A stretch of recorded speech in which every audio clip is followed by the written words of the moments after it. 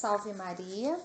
Vamos iniciar o estudo do Catecismo Maior de São Pio X com a carta encíclica.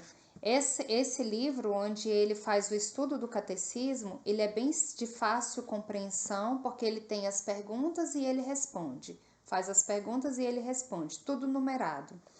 E a carta encíclica sobre o ensino do catecismo também é numerado, são 14 itens. Eu vou ler por partes para não ficar um vídeo muito longo. Então ele começa. Veneráveis irmãos, saudação e bênção apostólica. Número 1. Os secretos desígnios de Deus nos elevaram de nossa pequenez ao cargo de supremo pastor de toda a grei de Cristo, em dias demasiado críticos e amargos. Pois o velho inimigo anda ao redor deste rebanho e lhe atira laços com tão pérfida astúcia que agora, principalmente, parece ter se cumprido aquela profecia do apóstolo aos anciãos da igreja de Éfeso. Eu sei que se introduzirão entre vós lobos arrebatadores, que não pouparão o rebanho. Essa passagem está em Atos, capítulo 20, versículo 29. Deste mal que padece a religião não há ninguém, animado do zelo da glória divina, que não investigue as causas e razões, sucedendo, porém, que como cada qual as encontra diferentes, propõe diferentes meios, segundo a sua opinião pessoal, para defender e restaurar o reinado de Deus na terra. Não proscrevemos, veneráveis irmãos, os outros juízos, mas estamos com os que pensam que a atual depressão e debilidade das almas, de que resultam os maiores males, provém principalmente da ignorância das coisas divinas. Esta opinião concorda inteiramente com o que Deus mesmo declarou por seu profeta Oséias. Não há conhecimento de Deus nesta terra.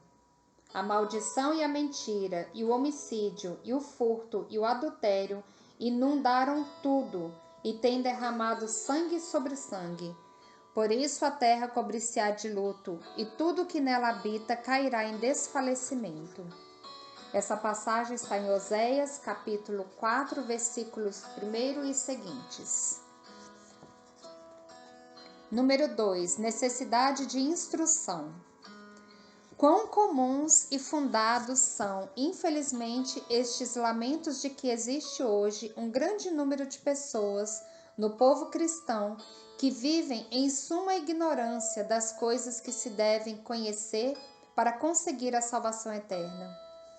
Ao dizer povo cristão, não nos referimos somente à plebe, isto é, àqueles homens das classes inferiores, a quem excusa com frequência o fato de se acharem submetidos a senhores exigentes e que mal se podem ocupar de si mesmos e de seu descanso. Mas também e sobretudo falamos daqueles a quem não falta entendimento nem cultura, e até se acham adornados de grande erudição profana, mas que no tocante à religião vivem temerária e imprudentemente.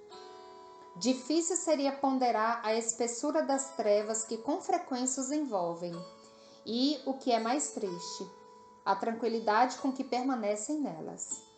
Com Deus, soberano autor e moderador de todas as coisas, e com a sabedoria da fé cristã, não se preocupam de modo algum. E assim nada sabem da encarnação do Verbo de Deus, nem da redenção por ele levada a efeito. Nada sabem da graça, o principal meio para a eterna salvação, nada do sacrifício augusto nem dos sacramentos, pelos quais conseguimos e conservamos a graça. Quanto ao pecado, não conhecem sua malícia, nem sua fealdade, de modo que não tomam o menor cuidado em evitá-lo, nem em conseguir o perdão por tê-lo cometido. E quando chegam nos últimos momentos de sua vida, que convenientemente deveriam ser empregados em atos de caridade, o sacerdote, por não perder a esperança de sua salvação, se vê constrangido a ensinar-lhe sumariamente a religião, E isto, se não ocorre, desgraçadamente com muita frequência, que o moribundo seja de tão culpável ignorância que tenha por inútil o auxílio do sacerdote e julgue que possa transpor tranquilamente os umbrais da eternidade sem ter satisfeito a Deus por seus pecados. Por isso, nosso predecessor, Bento XIV, escreveu justamente: afirmamos que a maior parte dos condenados às penas eternas padecem sua perpétua desgraça por ignorar os mistérios da fé, que necessariamente se devem saber e crer para que alguém se conte entre os eleitos. Sendo isto assim, veneráveis irmãos, que tem de surpreendente, perguntamos, que a corrupção dos costumes e sua depravação sejam tão grandes e cresçam diariamente, não só nas nações bárbaras, mas ainda nos mesmos povos que levam o nome de cristãos. Com razão, dizia o apóstolo São Paulo ao escrever aos de Éfeso: e nem sequer se nomeie entre vós a fornicação, ou qualquer impureza, ou avareza, como convém a santos, nem palavras torpes, nem loucas, nem chocarrices. Efésios capítulo 5, versículos 3 e seguintes.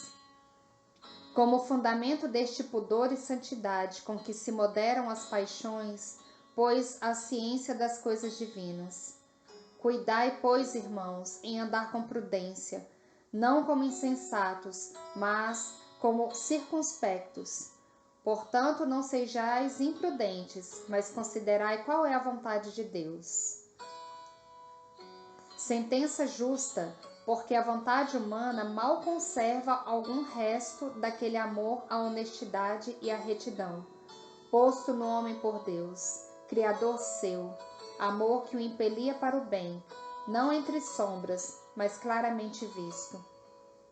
Depravada, todavia, pela corrupção do pecado original e esquecida quase de Deus, seu Criador, a vontade humana acaba por inclinar-se de todo a amar a vanidade e a buscar a mentira. Extraviada e cega pelas más paixões, necessita de um guia que lhe mostre o caminho de volta à via da justiça, que desgraçadamente abandonou. Este guia, que não se há de buscar fora do homem e de que a própria natureza o proveu, é a própria razão. Mas se a razão lhe falta sua verdadeira luz, que é a ciência das coisas divinas, sucederá que, ao guiar um cego a outro cego, cairão ambos no buraco. O santo rei Davi, glorificando a Deus por esta luz da verdade que lhe infundira na razão humana, dizia: impressa está em nós a luz do teu rosto, ó Senhor. E assinalava o efeito desta comunicação da luz, acrescentando: infundiste no meu coração uma alegria maior. A alegria com que, alargado o coração, se corre pela senda dos mandados divinos. Então, encerramos aqui esses 3 pontos da encíclica. No próximo vídeo, a gente continua ainda a introdução com a encíclica. Salve Maria!